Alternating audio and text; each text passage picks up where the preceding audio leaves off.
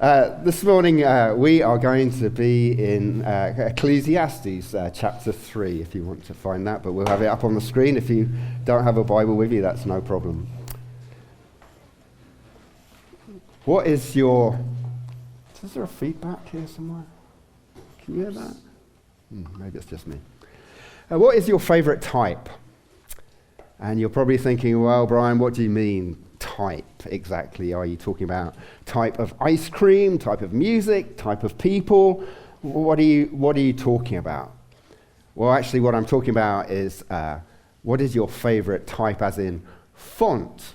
What is your favourite font? So, Arial, right? Well, there we are. We got one. Wes is Arial, so that's good. Either one for me to see. Because when you type an email or a document or something, right? Does it matter what kind of font you use? Do you notice? Do you just go to default font, or are you very picky, right? And Faith is nodding there, right? So, Arial, it's the easiest to see. Yeah. Okay. Well, that's good enough. Yes, I can understand that. Or even What's that? Or even Times New Roman. Yeah. There's 200,000 plus fonts. Did you know that? That's a lot of different fonts. You wouldn't think it was possible to change a letter 200,000 times, right? I mean, there's only so much you can do with a letter, isn't there? How can you do that? One of my favourite shops in the Pearl district is a shop called Ablation. Anyone been in Ablation? And I knew Janelle would have been in Ablation. It sells paper and cards and notebooks and planners and pens and all that kind of geeky stuff, right, if you like that kind of thing. And I kind of like that geeky stuff. And in the back, there's a couple of printing presses. And the first time I went in there, I was like, oh, look, that's a printing press. And it caught my interest, and the reason it caught my interest is because it brought back memories of when I was at school. Because at school we used to have this printing shed, right? And it was this old shed, and it was kind of damp and dark in there, and it smelled of ink and solvent in there. And I can picture it now, and the old teacher, his name was Mr. Appleby, right? And he was old, and he was kind of damp and dark himself, right? And he seemed to have a sinus problem, and we called him Drippy, because he had a permanent drip on his nose that was always hanging there, right? And occasionally he would wipe it away, but there was always another one to take its place. So. And so I kind of had this love-hate relationship with this printing press, right? Because I really didn't like being in there. It was kind of a depressing environment. But the problem was I was quite good at it. Because I know for most of you here today, you sit at your computer and you just tap a key and voila, there it is. But back in the day, there was a thing called type, which is where we're getting to, right? And you used to have to set type up in this kind of box thing in order for it to be printed. It had to be framed, and these lead letters, right? And you had these boxes, trays of all these different kinds of types, sizes, italic, all the rest of it, right? And you would have to put the letters together, and the words would be upside down too, so you would have to read upside down and use these lead spacers and stuff in order to put it all together. As human beings, right, we have this desire to express ourselves, don't we? We have this desire to read other people's expressions, since people put things on cave walls and stuff, and what's only thing that's changed is the way that we do that. In my lifetime, I know I'm retiring and I'm not that ancient, right? But I was thinking about this with the printing press thing, that I've lived through this period of time where things have changed exponentially, right? And not just the printing press thing, but the way that we communicate in general, right? No longer do you have a phone that's attached with a cord to the wall, right? And only one of those in the house. Now we have in our pockets, all of us, right? And instant communication. We don't have to print anything, right? You don't have to sit down and write a letter. You can just send a text, and there's no need for the printing press at all. And seasons come and seasons go, and times come and times go, and 1 minute it seems one thing, and the next minute it's over, and we're transitioning into a new season. But it's all just part of the life that God has given to us. And the question for us is, no matter what time or season that we find ourselves in, what is going to roll off the printing presses of our lives? What are we going to communicate? You know, the most printed book in the world history, of course, is the Bible. Like 5 billion copies, it's estimated, are printed. And this morning I want to look at a passage that's probably one of the most printed of all, right? Ecclesiastes chapter 3, and we're going to read verse 1 through 15. Oops, that was me.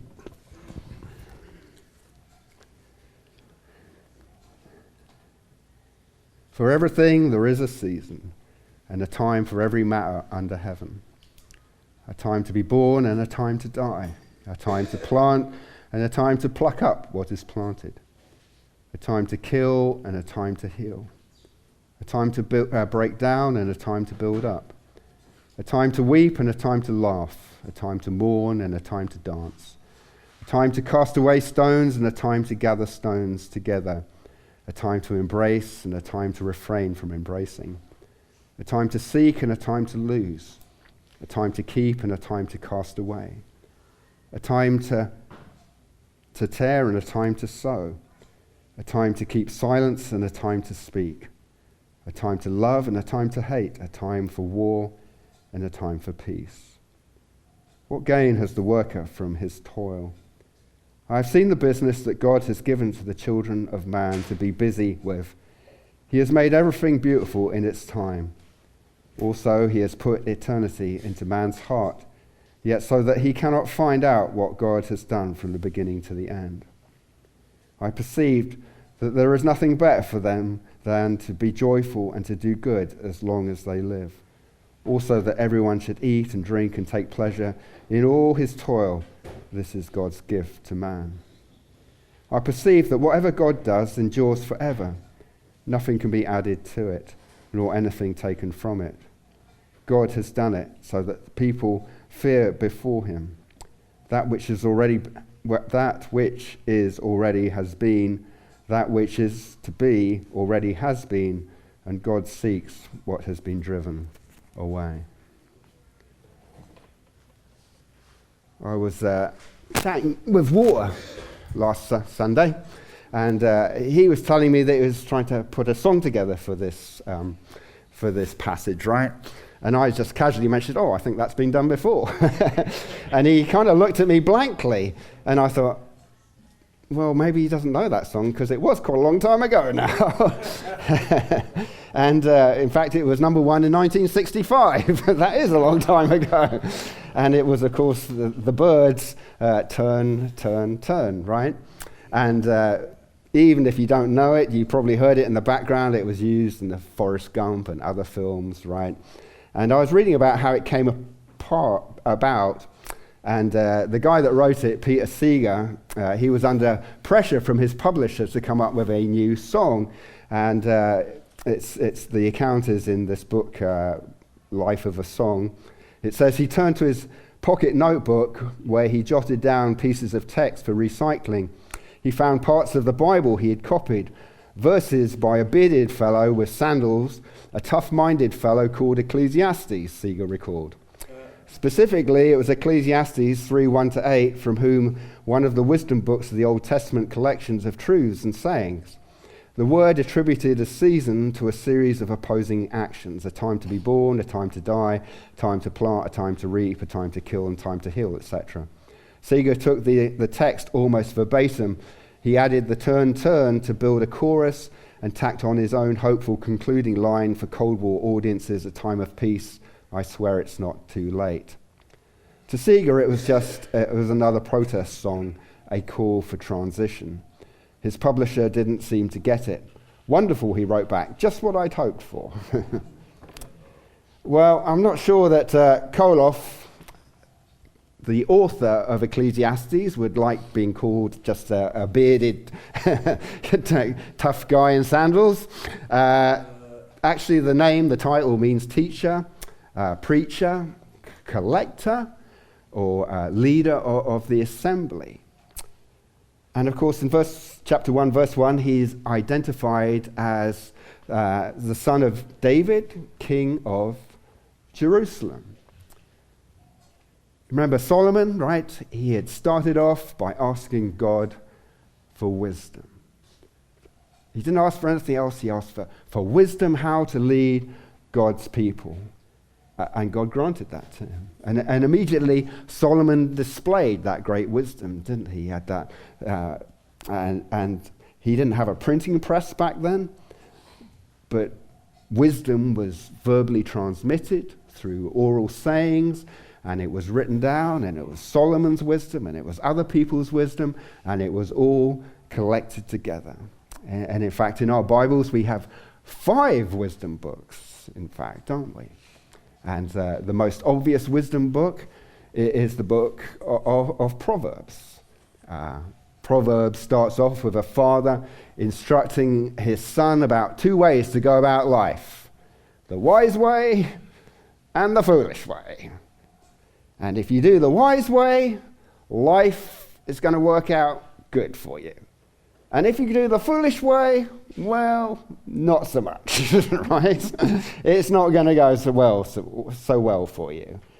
And the book of Proverbs is this wisdom of the wise way, and it's good for all seasons in life, no matter where you're at, right? No matter what time period you live in, it's good for all seasons. But it's not a guarantee, of course. It's principles, right? It's guidelines, not guarantees. Because you can do everything right in your life, and still it can go kind of pear-shaped for you. Which brings you to another book of wisdom, which of course is Job, because he did do everything right in his life, right? And it still went pear-shaped for him. And Job is the wisdom of that struggle of why do bad things happen to good people, and the point of suffering in this world. And the wisdom of Job points to the sovereignty of God, that God rules over all things. And then, of course, the book of Psalms is wisdom as well. Wisdom in different seasons of life. Joyful seasons, sad seasons, sorrowful seasons, needful seasons, seasons of praise and seasons of just absolute pleading before God. And then, surprisingly enough, the Song of Songs is also a book of wisdom. Well, how's that so? Well, it's the wisdom of love, romantic love, isn't it? And the wisdom of patiently pursuing romantic love and the beauty of love and ending in marriage. After the preacher introduces himself, he exclaims, "Vanity of vanities, all is vanity." Imagine like you hear some, really wise person, famous wise person is coming to speak in Portland, right? And you get your ticket and you head off to the Schnitzer and you're sitting there and the audience is all there and suddenly the lights dim and there's great hush and expectation, right? And the spotlight picks up this figure walking towards the stage and gets to the front of the stage and the applause, and then finally it dies down and everyone's leaning forward expectantly in their seats. And the first thing he says is, "Vanity of vanity, all is vanity." What? Because we like to think that we're so unique, don't we? We're the only people that ever lived in time and space.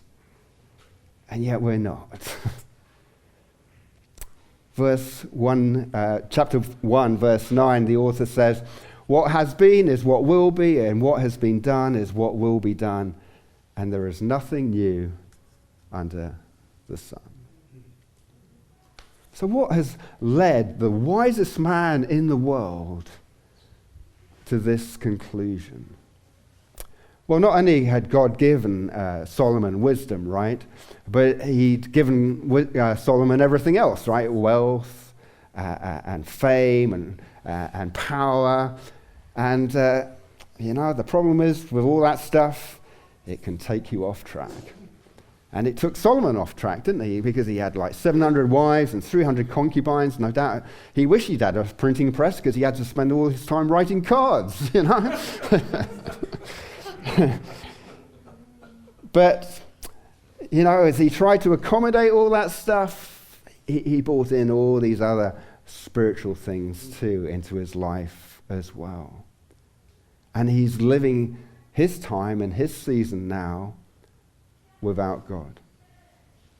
And he's trying to find value and meaning in materialism, in learning, in experiences and pleasure and work. And you think the way that we print now, it might have changed, right?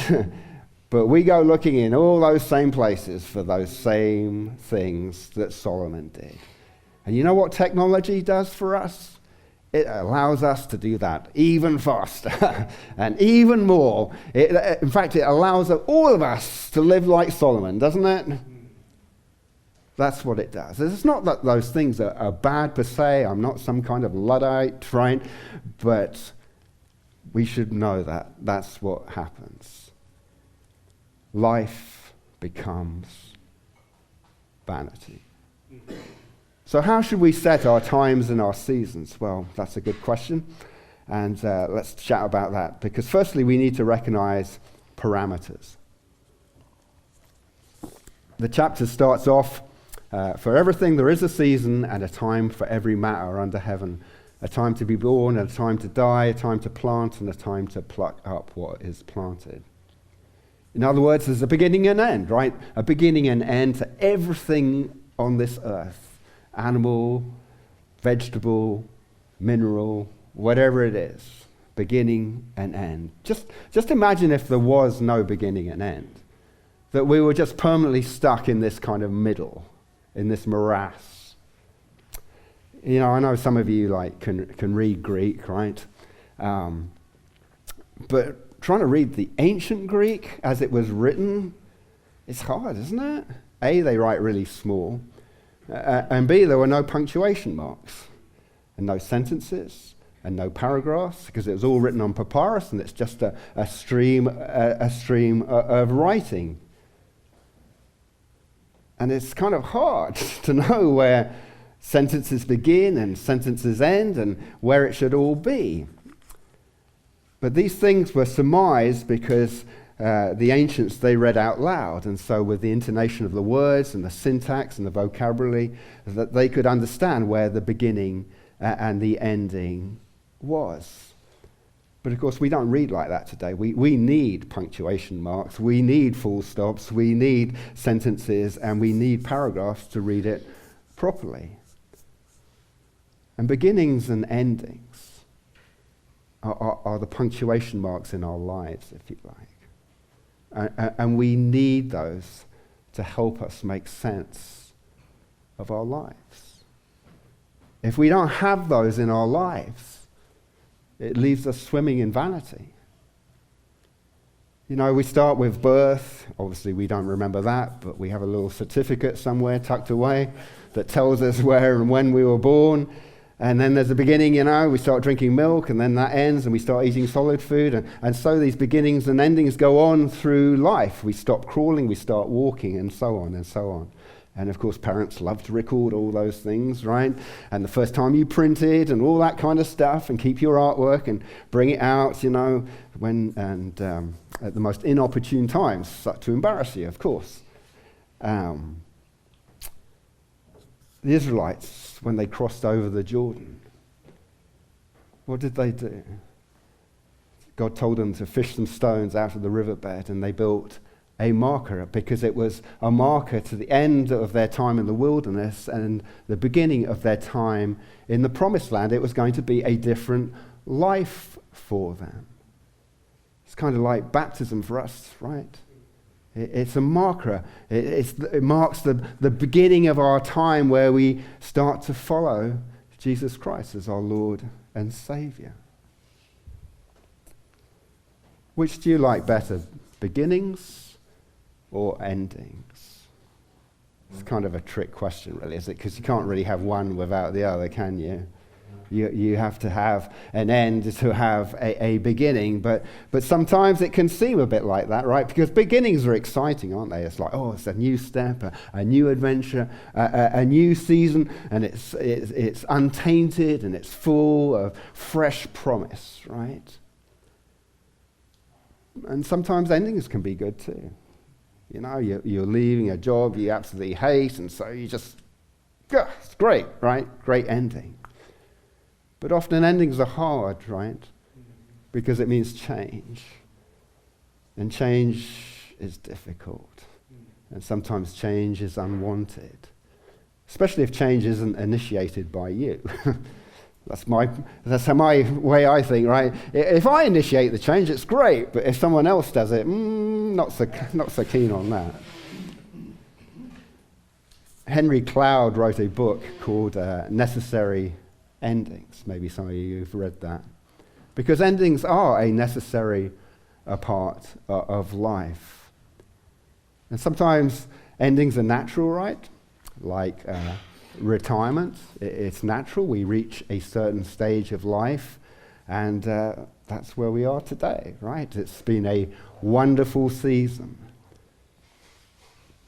Great season. I was telling Joe or Randy that, you know, this is the best church I've ever belonged to.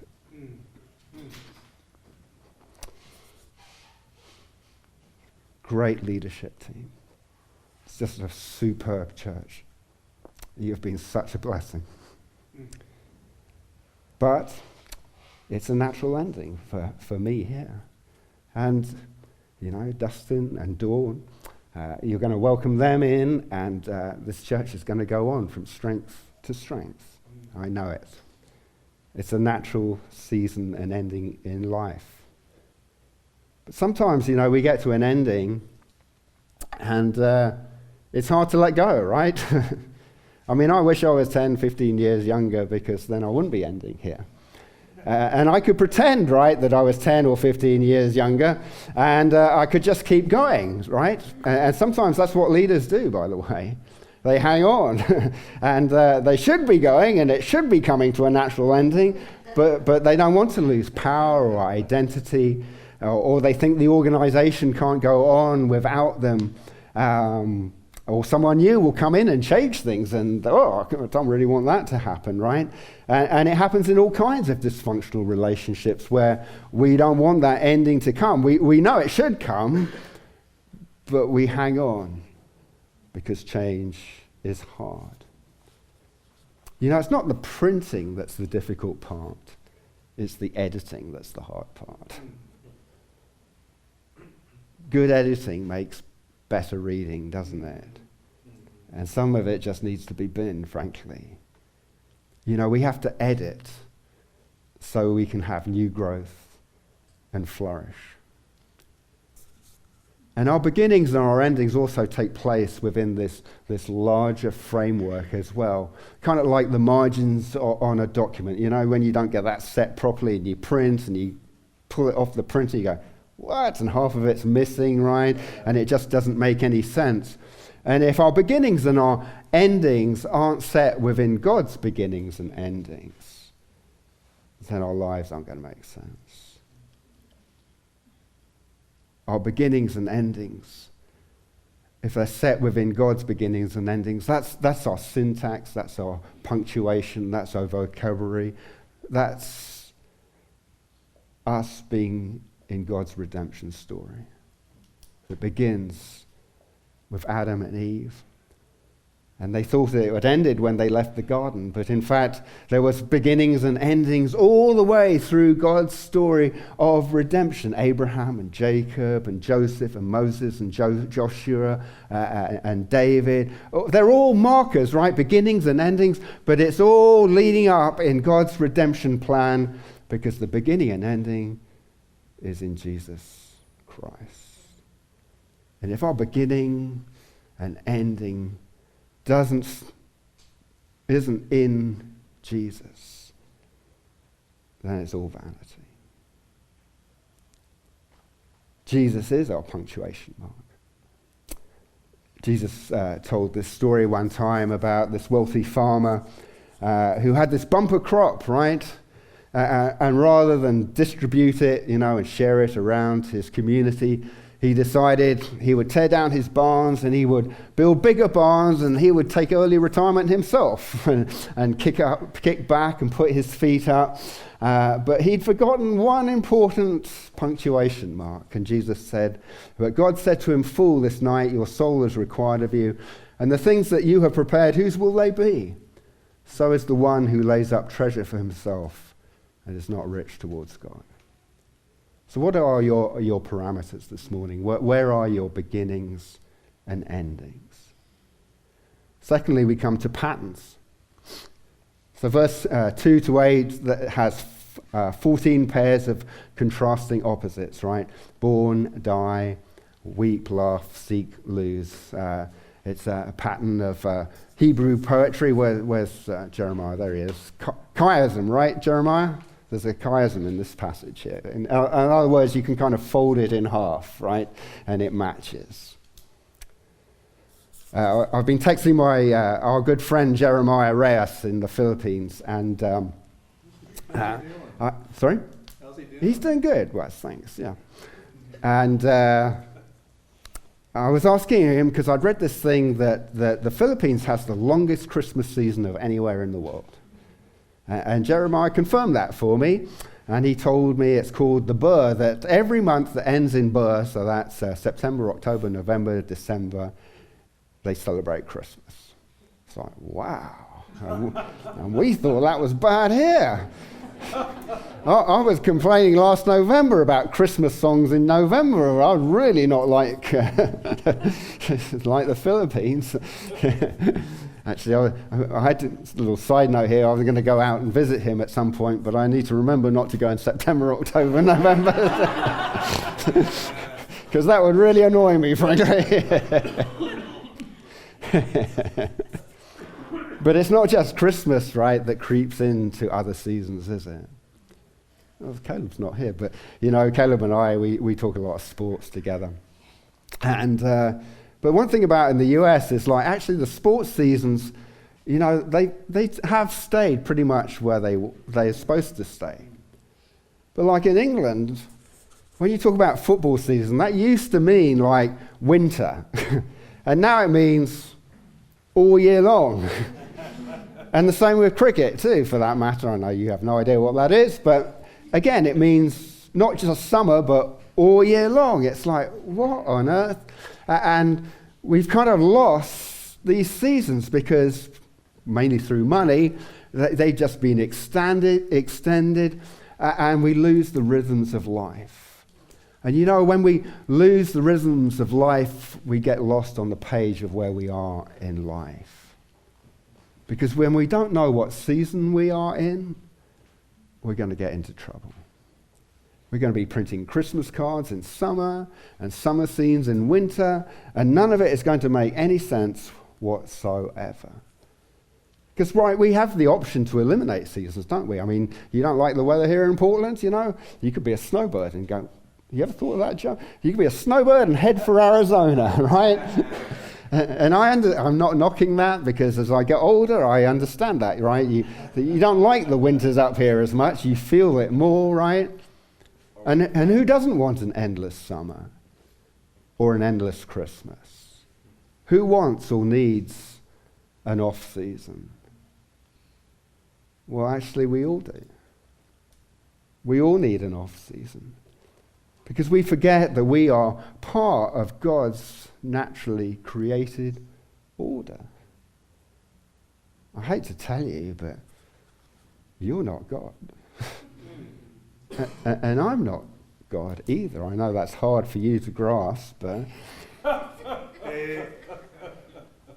And one reason why we live lives of vanity is that we've lost touch with the patterns and rhythms of the natural order. You know, we're heading into spring. And next Sunday is daylight savings time. I hope you got that down. But obviously, it's not really spring outside right this second, is it? And plants need winter. They need that time to relax, to chill, to regenerate. Because without winter, you won't get spring. And then spring is the flush of growth and these buds, so you can see some of them are pushing right now, and they're going to explode into growth, and the flowers will come out, and then fruit will set. And then summer, of course, is focused on that growth and the ripening of the fruit. And then autumn, it's the harvest time, and things start to wind down as leaves change color, and then you're back all over again into winter. There's this pattern of life. Imagine if a plant didn't know what season it was in, and it's trying to produce fruit in the snow and ice.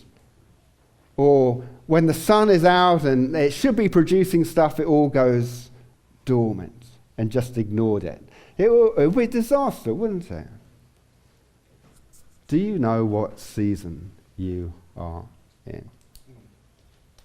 If you're in a time of weeping, and yet you're trying to laugh, you're doing the wrong thing.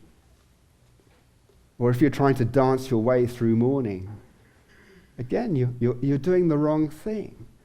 If you're seeking, but you haven't at first lost, you're in the wrong season. And sometimes we're always trying to reap, aren't we? We talk about reaping a lot. We do that a lot as churches. But if we haven't sown, we're doing the wrong thing. We're in this age of instant, right? And we want perpetual autumn, perpetual summer where we're reaping, harvesting.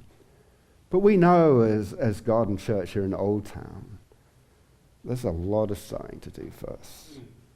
There's a lot of winter before we get to the reaping and summer part. And that's what we've been doing. Sowing, watering, just kind of winter work, right? Like setting type. That's what it's doing. Ready for the next season when God brings that to explode in spring growth. Because not only did God build that pattern into creation, but he built it into his people as well. That's the pattern he sent, right? For every Sabbath. Chill, relax, have a winter, have a day off. Not to catch up with all the printing that you didn't get done during the week, right? But to have a day off and rest and delight in the Lord. And then there was the Passover and the Feast of Booths and the Feast of Trumpets and Atonement and all of these other things, right? And these feasts went on for days. And again, chill, relax, delight in the Lord. And then there was the seventh year. Chill, relax for a whole year. And then the Jubilee year. And there was to be no season creep. Of course, they couldn't keep that, right? And that's really why the Israelites lost the promised land, because that season creep kept on coming in. And as church, you know, we have seasons too. I know we're a Baptist church, we're not a liturgical church, but there is a reason for church seasons, right? Sabbath, Sunday, communion. This time of year is Lent. It's time of reflection, a time of repentance, a time of getting ready to celebrate Good Friday and Easter. Jesus had seasons. He was 30 years old before he did anything, before his ministry kicked off. And he observed the feasts. He observed the Sabbath. And he was really busy. He printed a lot of stuff, right? We can read it in our Bibles. But then he would go away and take his disciples and have rest. In fact, for Jesus, it all actually started in winter. And it starts for us in winter too. Jesus says, "Truly, truly, I say to you, unless a grain of wheat falls into the earth and dies, it remains alone. But if it dies, it bears much fruit. Whoever loves his life loses it, and whoever hates his life in this world will keep it for eternal life. If anyone serves me, he must follow me, and where I am, there will be my servant also. If anyone serves me, the Father will honor him. See, it's the pattern where all our lives need to start is actually in winter, not in summer. As we give up our control of our lives and we repent and we turn and we follow Jesus Christ. And if we don't do that, no matter how many summers we have, we will live in vanity. And lastly, we have parameters, patterns, and you know me with my alliteration. I wouldn't want to let you down on the last one here. Possibilities, right? Verse 15 says, that which is already has been, and that which is to be already has been, and God seeks what has been driven away. And he kind of brings into the here sharp focus of the futility of life, and except in God there is possibility and hope. I asked a woman in Oblation if they still did typesetting, and she was like, oh no, we bagged that a long time ago. That takes way too much time. We're not going to do that. And I don't know about you, but that's always the problem in my life, is that I have more printing to do than time, right? I don't have time to sit around and set up type. There's a couple of Greek words for time. One is chronos, and the other is kairos. And chronos has kind of a quantitative feel to it, right? And kairos has kind of a qualitative feel to it. So which one do you operate under? The quantitative one or the qualitative one? What is coming off your presses in life at the moment? Is it quantitative or qualitative? Is it chronos time or kairos time? Because we're always in such a hurry, aren't we? Type. Don't really spend any time setting it all up. Just hit send because we got another thing to get on our screen and type, right? And chronos is really about managing a scarcity, isn't it? We see this time, we only have so much of it, and we have to divide it up, and we have to allot it to this, and we have to allot it to that, and we're trying to make ends meet, right? But there never seems to be quite enough of it to go around. But Kairos time is about opportunity. It's about discerning the season that we are in and using the time that God has given us to make the most of that opportunity. That's what wisdom is, right? To discern the times of life and how we are to use the time that God has given us for the season that we find ourselves in. Sometimes we're sort of in control of the seasons of life that we're in, but mostly we're not. Age, health, circumstances. It's not fatalism, right? It's just recognition. That's the way things are. And also, we can't do everything. I know we like to believe we can, right? And we tell ourselves that we can do everything and we can be everything that we want to be, but we can't. It's just not true. But that's being driven by chronos time, the quantitative time. But kairos time is recognizing an opportunity that God gives you in that particular moment. And we have to be on the lookout for those moments because it's so easy to walk past those moments, isn't it? I mean, think about Moses and the burning bush. And I know we think, oh yeah, we'll be over there like a shot. But how many burning bushes do you think you've walked past this last week? Where God was trying to speak to you in a moment, but you were too busy living on chronos time, trying to get from one place to the next. Because that's what it is, Kairos time, isn't it? It's recognizing that moment that God is speaking to you and turning aside and hearing God and reflecting on what God has said to you in that moment, maybe repenting what God has said to you in that moment, and then acting, responding on what God has said to you in that moment. Because if you don't respond, then you haven't heard God in that moment, right? Henry Blackaby, in his Experiencing God study, he says, you cannot stay where you are and go with God. You cannot continue doing things your way and accomplish God's purposes in his ways. Your thinking cannot come close to God's thoughts. For you to do the will of God, you must adjust your life to him, his purposes, his ways.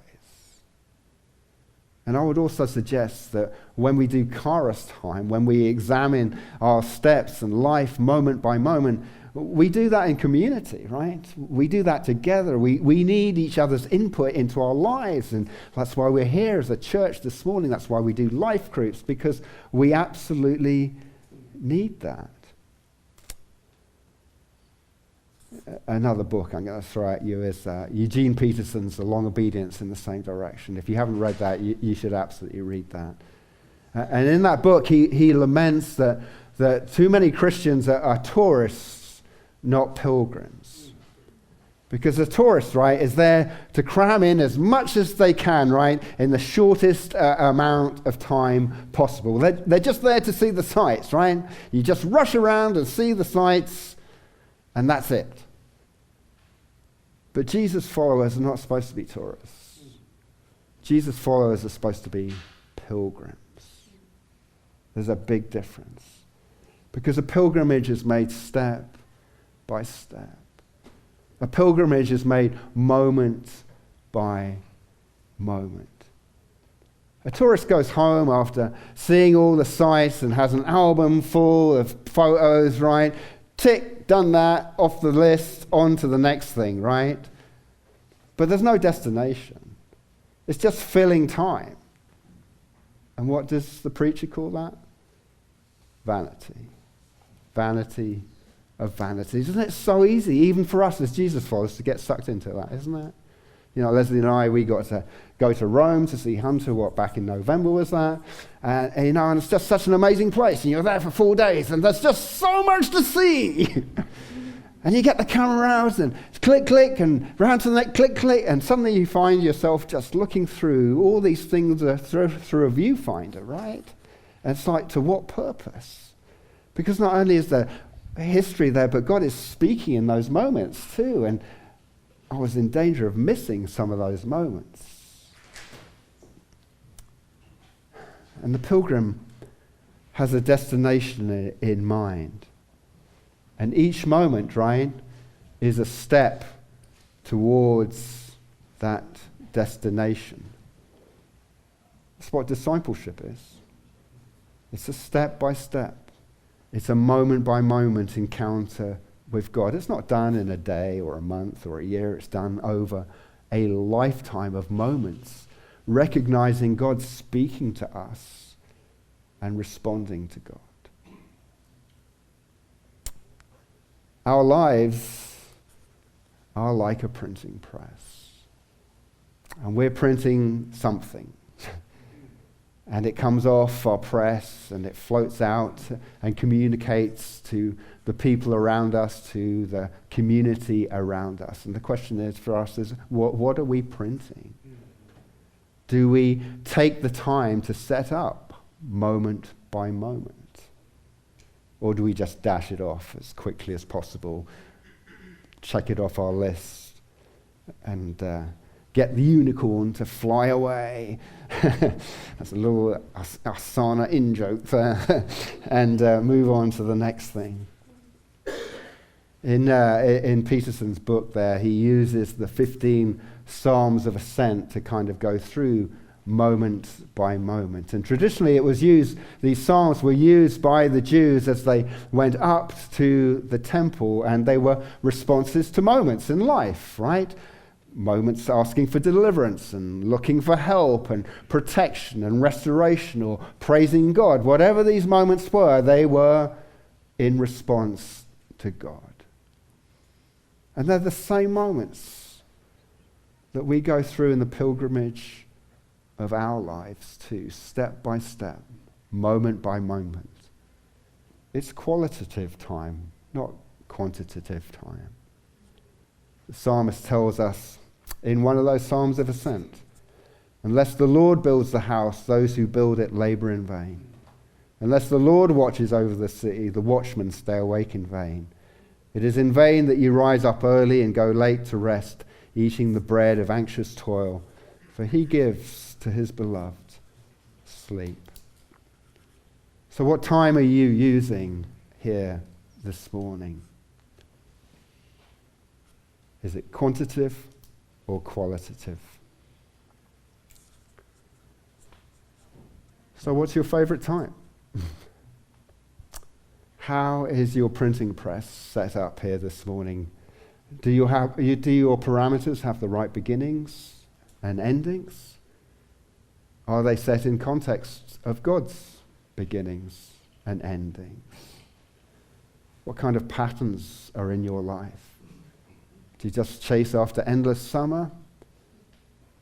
Or does your life begin in winter? And how do you see time? Just as something to be filled, or a moment by moment full of the possibilities of responding to God? What's God speaking to you this morning?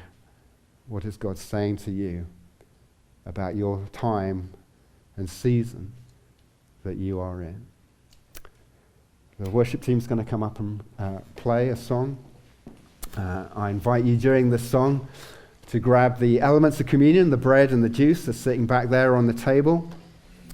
And don't take them right now. We will take them together after the conclusion of this song. But I just want you to reflect now on the time and season that God has you in, and how you're using that, and what you are printing in your life. If you want to pray with me, I'm just going to stand over there. Feel free. I'd love to pray with you. But let's just now respond to what God is saying to us here this morning.